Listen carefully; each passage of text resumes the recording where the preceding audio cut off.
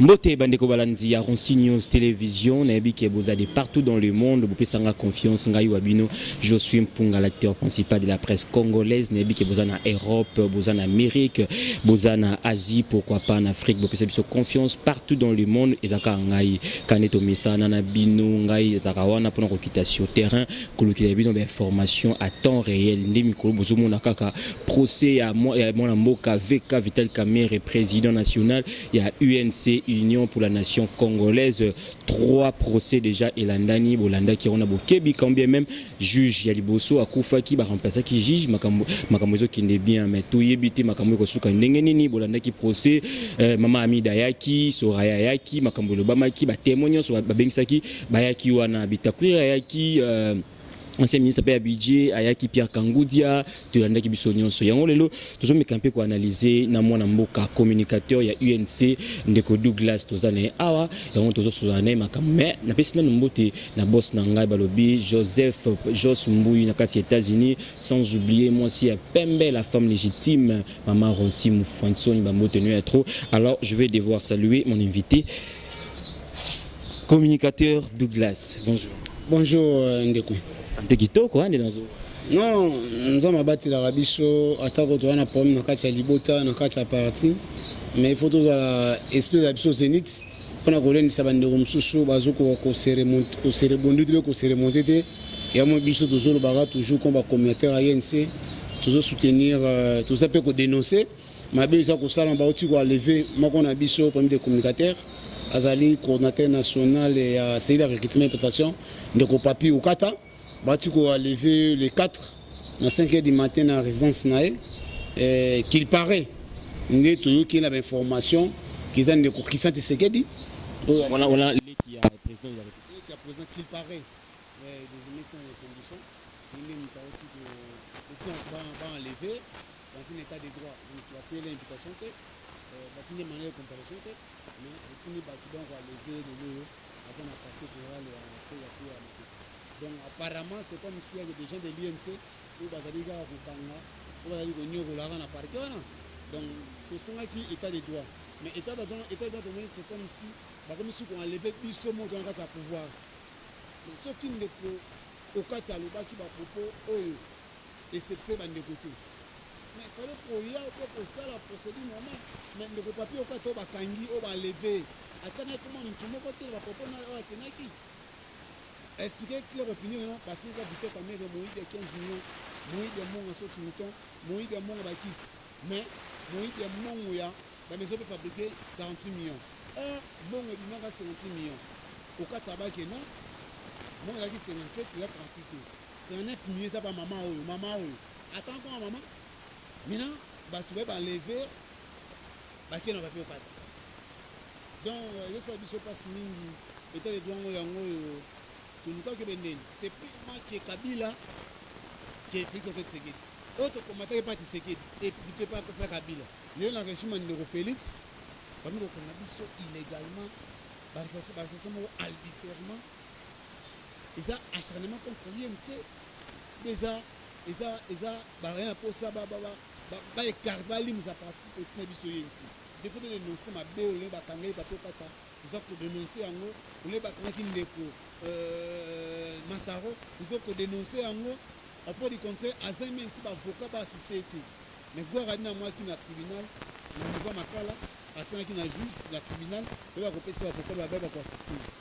Makambu ya papier au 4 wazali moko ya UNC bien que tu affirmé dans il est omi la kisi indice ni la kisi kino da Christian Tshisekedi. Non, c'est ça que le tango à l'obaki a sa émission, a fait beaucoup de filles belé. Na bande ko na présidentielle. A fait beaucoup de filles to resolo boy. Mais aussi mes fonctions à réseaux sociaux qui paraît que non, nous avons c'est qui c'est 17. Donc ce que lobby oh il les gens la police de le bâtir. Biso to mona bana wana ba gili, ba cholé, ba gil, ba kadiobo, tous ces monde là ba finga peut-être même koko ta même na kata dignité bo moto. Na kati même ya famille ko fina mamida. Ata mkolo moko tie peut-être quand même la scène va se battre et battre na batona. Mais comment s'il y a du mal na côté IDPS, il faut pas nous retirer na battu ba ko lever ba INC. Nous condamnons cela. Et puis on avait connu ça à l'époque de Kabila. Les gens aussi pouvaient état de droit pendant 37 ans. Il y a quoi l'époque à Batouboy? Non. Donc c'est ma liberté, bâti quand on papier au kata, à ça moi va communicateur. Mais c'est indépendant sur la kata non, biso rolobate. Et de to rolobaka. Parce que dans Simokata, il y a une pépinière. Basile, Bazali, Joël et moi aussi, nous sommes dans la pépinière dans la kata INC. Donc c'est l'INC, il y a plusieurs manches. Dès qu'on a arrêté Vita Camer, il y a des gens qui vont parler au nom de Vita Camer, on va toujours défendre l'honorable Vita Camer. Et nous sommes là pour défendre les causes royales. Merci beaucoup, vous nous suivez, hein, Nabi qui est de comprendre que nous sommes le renseigné télévision pour dit le produit glace. Mais le produit glace, tu l'as dit, premier procès, deuxième procès, et puis troisième procès. Juge Ali Bossoa Koufi, Yanni Balé a dit analyse nous savez, est-ce que le juge pourra remplacer avec comme si nous bien à communauté. Merci pour maintenant, on a présenté mes connaissances. La première juge au coup par juge Raphaël, et puis on apparaît du Seigneur sur le côté, on me connaît son nom. Comment on dit sur les chrétiens, ceux qui ont été dans la Bible, Éphésien, sa chapitre 8, verset 8. Ils ont déjà un ensemble de mutuelles, parce que c'est bon, on peut dire tout ceci, cela, mais nous avons besoin de l'état qui est le sang, mais que ça. Nous allons attendre les leux. Les camassarons, on va se l'accident.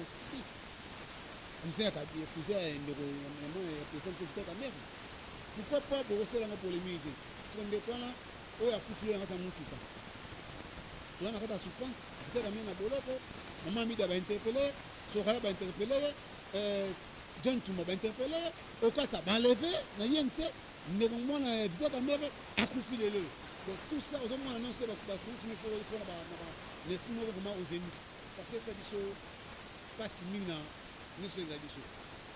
À Koufi, au Yatikali, quand on dit en français, les parents s'en vont, ils étaient restés. Les Koufa qui, d'abord, ils ont dit, ils vont remplacer le ballon. Tout le monde est poussé avec le langue. Parce que même chose avec un an, avec le jour franc, avec le juste, mais on est pour ça là. Tout le monde est inscription à la bichot, même jour à Tikali, à même de ce vite vite.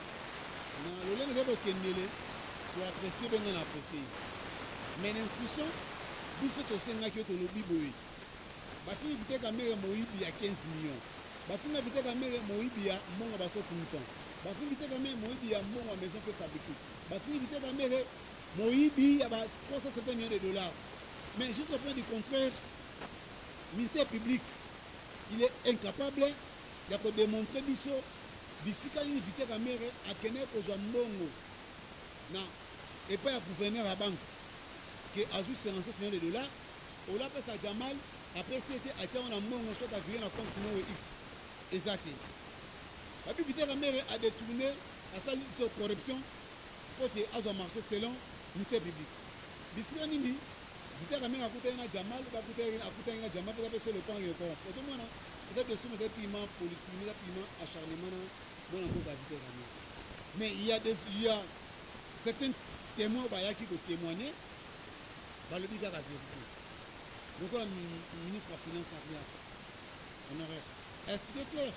Abi que non, Dieu a joué instruction. Le programme me disait dans mon compte en boca, c'est pas 57 millions de dollars.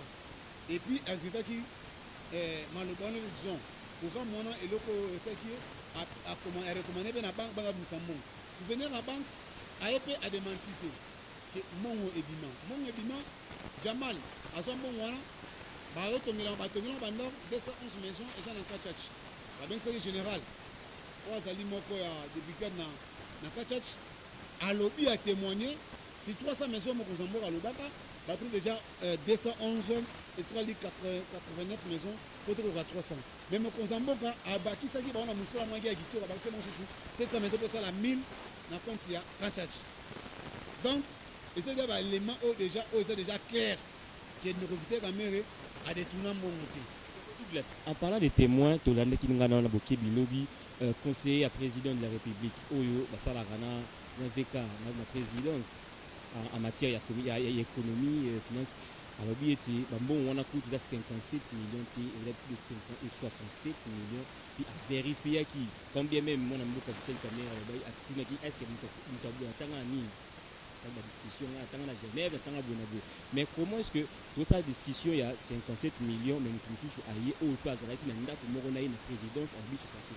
Non, ce monsieur-là, je pense qu'il n'a jamais travaillé dans sa vie. atikala kosala te comment ça s'appelle le messie le premier messie si comment ça s'appelle le méchant papa nakanisi atikala kosala na vie na ete mpe c'est malenté que non j'ai étudié en Suisse ainsi c'est là ça marche que oui moi j'ai étudié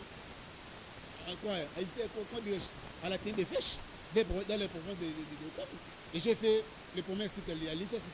Je me défends bien, c'est par rapport aux gens qui viennent en Europe, Bano sur Bibembe, Bano sur Bassani, Bano Teta Bacharama, tant aussi pouvoir se confondre Félix comme camarade et Félix comme institution. C'est ça le problème, les gens de DPS ne comprennent rien. Bon, c'est là que Nicoso, ami à président de la République, avec ma président de la République, on est camarade, bon, c'est là qu'il n'a membre de DPS, mais t'as vraiment Kozambo qui a un minimum de respect. Mon Kozambo a comme président, et puis, pourquoi ma 100 jours? C'est pourquoi m'inviter à Amérique, c'est pourquoi mon Kozambo. Et puis à l'instant qui en haut, le 2 février, on a échangé si maintenant et sur la bourse. À l'instant qu'on a échangé le 2 février. Et le message question, pourquoi mon Kozambo il y a à ce défi en haut qui est à l'objet pour Kozambo à Kossi. Il y a des alliés sur mon Kozambo, il y a deux choses.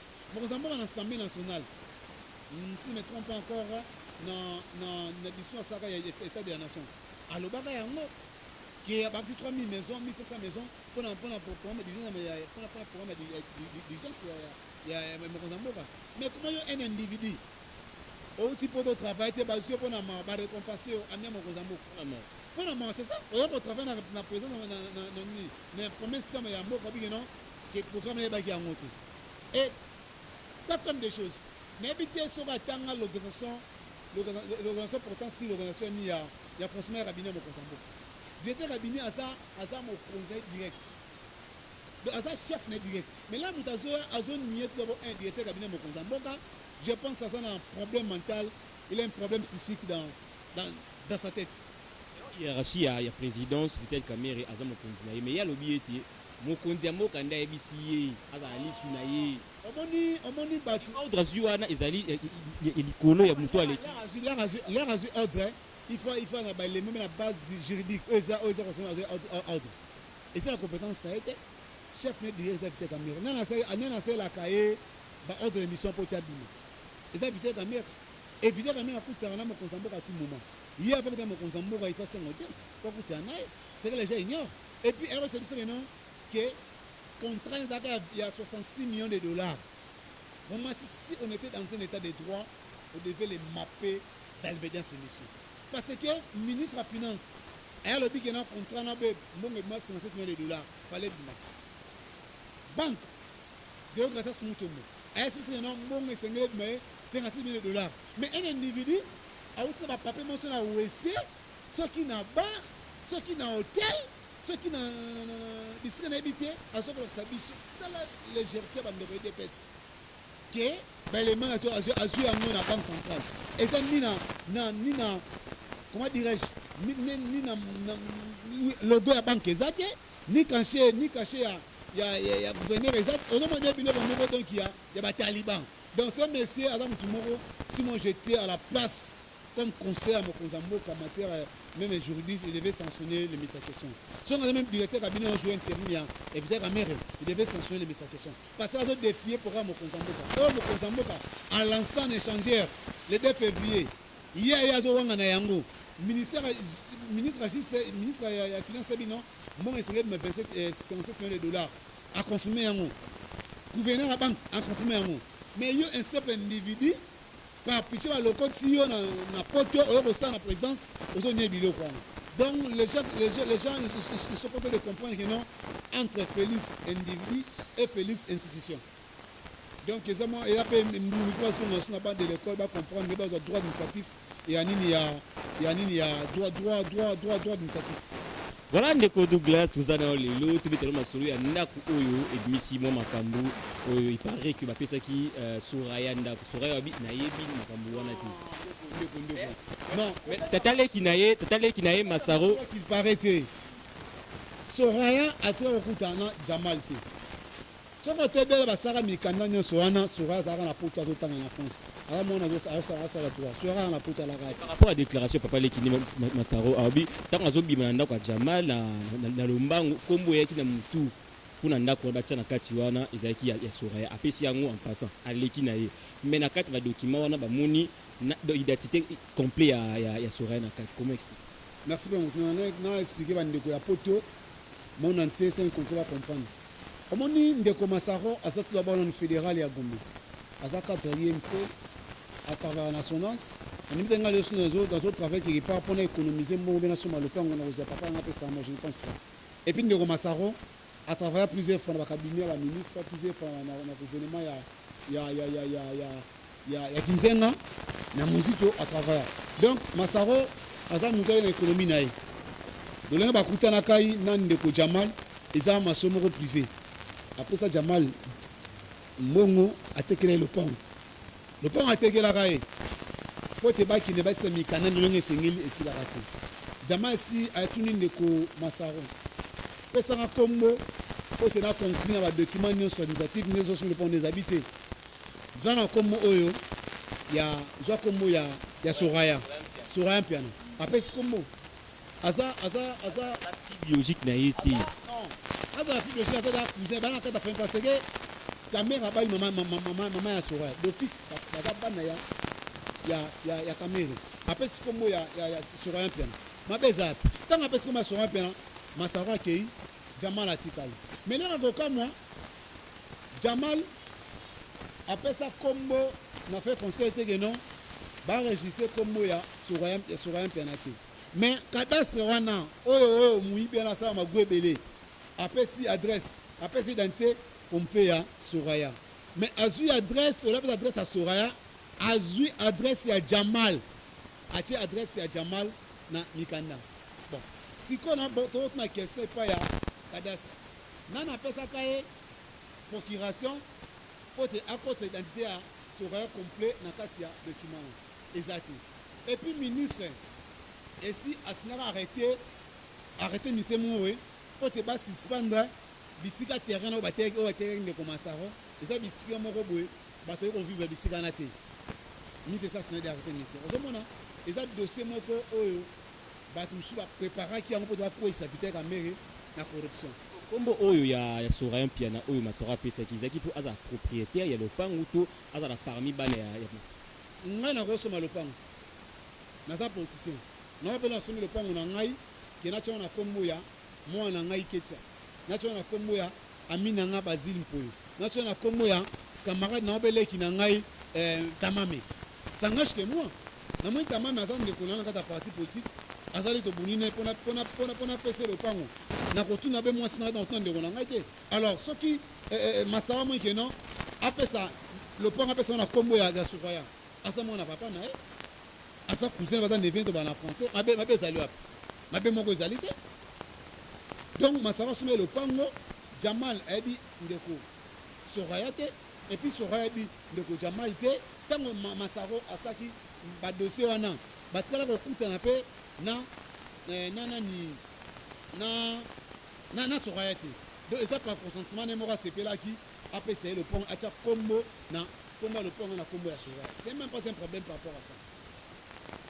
Depuis 2019, si les lots va vérifier compte il y a maman Amida moni 1 million mon robot mais pendant un moment et ça dit bon accréditation etc 800 000 maman Amida lobby était mon oyo 1 million ce qui combien wana je dis c'est par rapport il y a cadeau ou enveloppe ou bazaki na libala donc libala on il y a combien de personnes batu boni ba pesa ba cadeau et puis zakira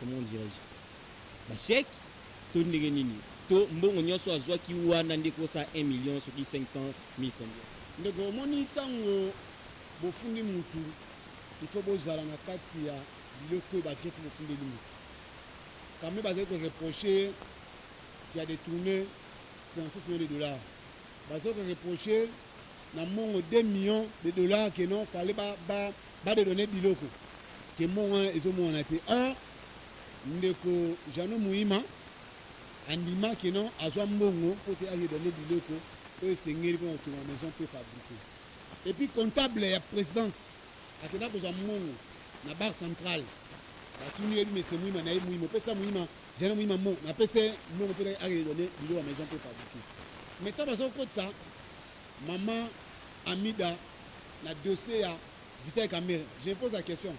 Maman Amida a joué un rôle dans le programme à 100 jours. Elle a eu un superviseur, elle a eu un coordonnateur. Je ne crois pas. Et je le confirme, à travers ça, dans la poste, c'est mon côté, dans le programme à 100 jours. N'habitez ceux qui ne connaissent pas avocat de la République. Ceux qui ont une poste à contempler comme on a moi si à mon tout. À mon permettre de la chance à coûter en été. Il y a un Seigneur qui peut bien ça coûter en été. Peut-être à Caracas, il bande à Zarana poste à l'Ingaï, n'habitez. Si c'était moi le conseil, je dis à Kamere. Nengana tuna ndeko ya bensa qui maman Amida a se comparaître nazoya a se comparaître na dossier comme témoin parce que na problème 100 jours à travers ko sorte mais ben 6 mois ça mout il faut minimum de respect na maman Amida il faut minimum de respect na moi c'est directeur cabinet ya Mokonzamboka talo lenge ba c'est pas humilier Vita Kamere na bandeko nae na ba na moi si nae na bala nae na ba cousin et biso souvent no ben sa biso na ba no ben sa ba bon na ba bon Vita Kamere ba na dossier sans ba se présenter on moni Vita Kamere c'est pas n'importe qui à la connaissance et je le confirme na niveau ya Afrique na niveau ya monde à ça ba relation belé ba président ya Afrique à ça ba relation belé na monde de ba président na 5 continents ça ba relation Libala n'est seulement pendant 3 jours. À ça, la relation n'a pas comment présenter pour ça pour les polémiques. Mais bien, ce qui présentement rappelle si cadeau. Ma bezap. Après c'est chaque bel mon. Ma bezap ça pendant 3 jours. Ma bezap. Bazu ba jeep. Ya 4x4. Ma bezap. Ba montre or. Ba montre ba chaînette. Diamant. Tout. À part Mituka, à part Bilo comme Mbongo, dans Mbongo, quand il a dit 1 500 000. Bon, et bien, il y a Mbongo, les caméras, ça va ami et belé. Ça va président Afrique. Ça va connaissance et belé. Dans le monde, ça va bango. Nous sommes appelés à récolter à nous. Maman était qui à nous. À quel moment on a compte naï. Ils ont un compte à dollars, ils ont un compte à euros, ils ont un compte, je pense que c'est un beau senti à fonds congolais. Avec quoi on a compte naï. Falina kutu avocat na tourner que non na mona qui na compte ça va dire virer ba mbongo virer mais salama qui outi na compte tel et na compte na mbongo wana outi api mais mutaka ko déposer mbongo na compte na autre non azaki mbongo wana et maman mi da bani commerce na âge à 20 ans papa na azaki na mboko vous devez poser que papa na azaka nani donc au monde avocat na posa à mona maman mi da faire affaire atia ko tenter peut-être atia ko linga moi si le ko la maman mi daté ne ça que sentiment ko bengae à contempler puis maintenant mon nae à se bien et je pense c'est ce que me a posé question non maman mi de ça ma puta combien nda kuna yo maman mi da osana basani combien maman mi de la kandenge ni chango ya kane na panzi question ngai te me posé ne yangwana parce que sur na mon maman mi dans plein air à monner physiquement c'est ça voilà la médiocrité bande on a biso bazali ko sana kati ya Douglas biso nyonso to koli to yebi bien que ceux qui mona yibi mbongo na ndako exemple c'est un exemple mona yibi mbongo na ndako pour parents ba vérifier ceux qui ayibi to ayibité ba ko benga ba camarade na ye ba ko motuna est-ce que bomona ki asombeke loko boy est-ce que bomona ki asala ki loko boy pour vérifier si réellement et ceux ba camarade na ye ba non asombaki beton to zalaki ba comprendre que moi na azumbongo o yebumi na ndako est-ce que ko bengi sa maman Amida ezali na ndenga mabendi buzo kanisa non ezali na ndenga mabete mais ezali na la façon à ko humilier moi na mboka Vita Kamere ce que Ndeko Koko Kayud avait fait c'est purement pour humilier le président Vita Kamere, pour humilier l'INC, pour humilier la famille biologique de l'honorable Vita Kamere. Au ben si maman Mida se comparaître comme invité. N'a pas vraiment 100 jours à jouer qui rôle nul. Alors qu'on se comparaître, Azali coordonnateur, après 100 jours parmi les coordonnateurs, Azala qui parmi les superviseurs, non. Nakata ba greffe au ba soulever qui na ministère public ba fondé Vita ba retena qui. C'est comme maman Mida qui cité na kati loko wana. Et ça l'a été. Mapango partout na Kinshasa. C'est Mapango partout. Maman Mida est la femme d'affaires. À terre ba mobilier atonga bandaku soka tongi ateki yango auti ko teka le pont mo ya 8 niveau. Aboko ba monta. So asimbongo wana. Tango asala campagne ya Fachi ya cash ateka des parcelles. Comment a eu de l'été pour poser cette question non ba mbongo c'est une campagne ya cash ozaki yango wapi attends yango te c'est là je veux dire non Koko azali na posa à mon farana tia comme on a été et je pose la question je pense à une même intention il a reposé la question aux ala maputa combien nanda kuna na chambre na yo osana combien de robes nanda kuna yo osana combien c'est sous dans la chambre non c'est que na moi qui a une poser maman Mida et si moi j'étais l'avocat il y a président de la mère je vais porter plainte na ndeko Koko parce que à 5 millions de respect na d'été cabinet à Mokonzambo à 5 millions de respect na maman Amida à sali Sonia avocat un bâtonnier comme Koko quand il a reposé maman Amida la question exactement Sonia pour la République na biso et vite caméra bâtonnier va inviter pour te témoigner Bisrel va démontrer que non que bon c'est qui Jamal Azwa qui m'appelle ça inviter la mère à tirer en la poche ou bien qu'il y a un bureau du directeur cabinet et puis appelle si Jamal. Exactement. Le ministre de la Finance a démontré noir c'est blanc que sur l'autorisation du chef de l'État, n'a urgence à programme à 100 jours, n'est pas exact qui esquisse programme maintenant bah exacté 57 millions de dollars à combien le budget et bah combien le gouverneur a pas injecté bah misa misol et puis on a missionné Zali Jamal a joué un gros bah conteneur na Kasai ezali bandako ezali na Kachach ezali général Ajuer a témoigné 211 maisons ezali 700 maisons sur l'état pour mettre bango pe basoko zela yango na port d'Ali Salam ba conteneur ya kokangama OK na Lobito e kangami OK na port à Matadi e kangami to na poste ba pesa ba de kese mbongo pote biloko ba de données yango et ya kokote 15 conteneurs kangami na Lubumbashi pour la ressemble misolona nani na sense la biso kan kangamia mbongo ezati mais ce qu'on les produits d'éviter caméra et moi nani jano andima ke non ngana so mbongo na boka ya comptable pour na donner biloko na port à Dar es Salaam andima bon où est les produits d'éviter caméra dans tout ça donc c'est un dossier qui est purement politique politisé par nos frères des talibans pour faire carte éviter caméra na course ya 2023. Voilà, ndeko Douglas, nous avons commencé à souka émission d'émission, mais moi il y a souka question à souka plutôt dossier Vital Kamerhe et ça le roi ils ont bossé ça bino makamozi le entre bino UDPS côté kuna ba vous remplacer mutu côté vous remplacer c'est comme si il faut que UDPS ni acha mutu makambo wana bobosa nyoka pona ba procès non lelo to bosse makambo nyonso ezala coronavirus ezala taux ya dollar ezala mangwetali social to bossa ni yango pona procès du monde ya mwana mboka Vital Kamerhe. Le dollar est commis bientôt comme on a 20 000. Donc 5 dollars comme on a valeur à 10 000 francs. Avec la crise mondiale. Quelle crise mondiale? Quelle crise mondiale? On a qui peut en Italie, population, on appelle son mandat, que en 2023, nous sommes revedables, nous sommes revedables, il y a représenté bien la biso, tous ceux qui peuvent en ôter. Nous sommes focalisés dans procès avec Bakanga Vital Kamerhe Bakonanae. Mais gloire à Dieu, procès à Vital Kamerhe, procès mozali piment politique, à l'acharnement. Même le juge est mort déjà à ce éclaircissement que nous avons témoin au Babengisaki. Que de ça avec les avis, les avis qui montent les ministres et qui peuvent de la Sérénité Vital Kamerhe de tous les moments exactés. Donc, Mamotali, que guerre y a IDPS, INC, guerre exactée. Tout ça ensemble. Mais dans la coalition, il y a certaines personnes qui ont intérêt dans le privé. Qui le corps va destituer mon poste, qui est tout ça la politique à cette vie. Non. Papa n'a pas intérêt ce que dans mon nom, qui se pose à paix. À ça, pour cette vie de foot a été. 2011, le député va Bima, le député va CGT, le député va CJACA. Et puis, fait des comptes, le soutenir sous la campagne. Biso lelo soki de pesa boy ko pesa komo ya mutu na poste wana yensa après ko pesa komo ya mutu ACG comme premier vice ya l'Assemblée nationale. Pourquoi? Parce que poste les postes à cash. Les postes à IDPC, les postes à INCT. Les postes à revenir na côté na biso ya cash. Si tu pesa ka IDPS poste de Cédara yango c'est parce que IDPS a 36 députés, INC a 17 députés. C'est par rapport à ça. Mais si IDPS a pas ça comment tu ressens la politique à cette vidité. Politique à cette vidité foot à rater. Et puis tu repères ça comment nous sommes prêts à repérer ça comment va biso. Tous les députés Maëlle, aux unes de Konabiso honorable ya Butembo, de Konabiso Bindoulé, Azamona Maëlle, c'est un politologue Bwana, bana 2006 le abetakaka abimaraka. Aux unes de Jonas Tsunuchundu.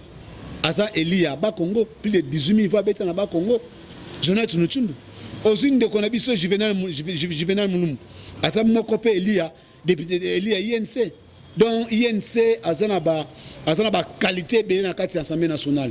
Donc si des personnes repèrent ça commoté ça ngachi mais biso INC tout ça prêt repère ça combo ya bateau ba ko défendre cash et ne va défendre couler à parti politique va défendre cash, il va défendre peuple congolais. Voilà ndeko Douglas les 11 ezali procès au yotobi te soki eza procès ya suka to ya suka te pentoki basango c'est comme si vous asuna TVT et bokosenga nini esalama en tant que bana ya UNC. Non ndeko et vos apaisements biso do senga procès ezala na TVT baka pour do senga procès na TV parce que tant ba finga veka na ba taliban aibi 15 millions aibi monga sorti mouton aibi mbongo ya bakise ba ne sali vite quand même. Il faut pas que TV va comprendre la réalité à procès. Si on a procès en direct, c'est là que on a posé ça condamner vite quand même la population à ébattre. Moi je pense que non procès. Non, c'est pas gâté. Si on a en direct, c'est là où on a une injection, on a coup de fil condamner vite quand même. Et les 11, un certain jeudi, ils ont juré l'avocat pour démontrer biso, en détail, pour défendre.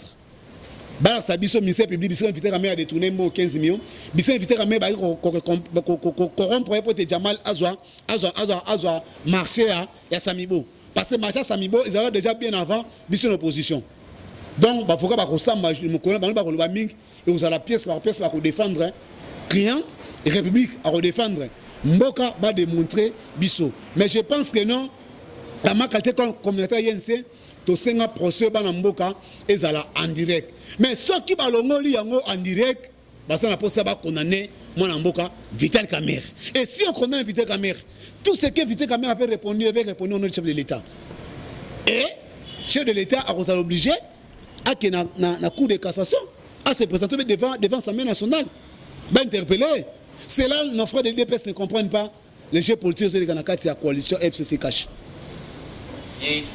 Mokonzi mboka zo nommé bango est-ce que baoza makasa ko bengise kuna? Non, base la makasa juste biso avec tout dans état de droit. État de droit bakangi ndeko ba ko zwa ndeko papier okata ba loko tie loko en tabac ba kene ba lever de 4. Mais so ba ko vite quand même. Et ça souhait pour la bisoté. Mais je pense ba ko en était. Mais so ba longoli procès en direct. C'est l'heure du flou ba la poste ba ni atavier. Bon tu la procès en direct, ton avocat ba ko défendre Vital Kamerhe, tout le monde va avocat va défendre Mboka, tout le monde va défendre Ndeko Jamal. Mais si on longoli en direct, il y a un complot contre Vital Kamerhe. Parce que tous les témoins vont se comparaître. Les jours là, les 4. Il y a une réunion à huis clos quelque part. Mais ils étaient mal coachés. Je dis bien tous les témoins qui n'ont compte programme à 100 jours, le coordonnateur à programme à 100 jours, et certains témoins, certains superviseurs, ils étaient déjà coachés quelque part. Mais Vital Kamerhe, les faisait du roi, Vital Kamerhe, le professeur qui a donné les cours, l'avocat à la République qui a donné les cours, non, le ministère public, il a senti que non, béton, c'est Vital Kamerhe. Donc, ce ballon de ceux en direct, c'est un complot contre Vital Kamerhe. Voilà numéro Soukana, je pense que autour le bezama le bano Souka mais numéro kaka parce que ba déranger un peu biso moi mingi. Ndeko Douglas ça numéro. Ndeko na ngai. Munu ta ko déranger au PC numéro na ngai WhatsApp. Na ko banga loko moko te. Ntozo défendre mboka, nzo défendre bendividité. Tonne ko défendre état de droit. Dans un état de droit, mutu fa passer invitation 3 fois a été mandat de comparution. Mais tout le monde état de droit ba lever papier au kata. Qu'il paraît que non, mutati ba lever Christa Tshisekedi. Dans un état de droit, Vital Kamerhe se comparé comme un invité. Pour des formations, à qui va mapper depuis les 8 si les loyaux à la prison. Dans un état de droit, ils ont battu Oyo. Dans le procès 100 jours. Base de liberté provisoire, se comporte un homme libre. Dans un état de droit, Yuma. PCA se comporte à Yate. Déjà au GFM, idem. C'est un état de droit. Donc, juste en abisso, 2 poids, 2 mesures. Donc, Vital Kamerhe a rejoint la présomption d'innocence. Et c'est un abisso, et c'est un abisso, aïba, qu'on applique à Ramibeko. Parce que juste en de Tomola Ramboka, il y a pas payé belé, juste en de Tomola Mboka Nabango. Ah, ce qui est non, juste en abisso, à sali pour la faveur, il y a intérêt personnel de l'individu et ça va tomber sur la tête de la justice. Et nous aussi, l'INC, au mot portant, va se prononcer au niveau direction politique nationale, il y a INC. Maintenant que nous avons une minute, juge, parce que moi va démontrer que non noir c'est blanc que non et ça bisca mo vitera mère atira ko yiba mongo l'état et ça te bisca mo vitera mère akana ko za mongo na banque et ça te mais comptable ya présence a démontré moi non akana ko za mongo na banque aya achango na bureau na e na coffre fort na e moko et puis jour 5 pesa Jano ye moko za mongo apesa ndeko Jano apesa mongo epa ndeko Jamal bisca mo vitera caméra sima mongo et ça te Soraya, atika rosoma lopango epaya Jamal te, mutasoma lopango epaya Jamal eza ndeko Masaro. Masaro ne mutandima kopesa kombo ya Soraya comme ndeko naye comme mwana ya papa lekinaye. Merci beaucoup Nabalandinian Sonebi qui vous avez qui est belé depuis le début de cette émission et nous voici à la fin. Vous avez compris que vous avez qui n'a Ndeko Douglas communicateur il y a UNC mais un peu quoi analyser par rapport il y a procès sur qui a VK président na Bango et à Makamunion so Bolandi na Boké Bignonso mais il y a deux numéros qui sont affichés sur les bases d'écran c'est pour vous au Bengabiso mais mon numéro c'est le plus 243 83 23 156 plus 243 83 23 156 tozawana Ndeko Douglas alobi mutunyo soza pesa numéro na ye bengingai na numéro wana na opesa yo numéro na ye po bo mekampi ko solo mais ko finga to ebi ke ezakala ngo so bo fingi pe to tikaka musala o te to continue ça musala oyo na pesi mbote na équipe technique ya Ronsignos télévision na moni bongo Jean Simo na pesi mbote trop notre cordon Edo Ngiama na pesi mbote trop Joël Mola ba mbote no trop je vous donne rendez-vous prochainement avec d'autres invités pour aujourd'hui portez-vous bien. Au revoir.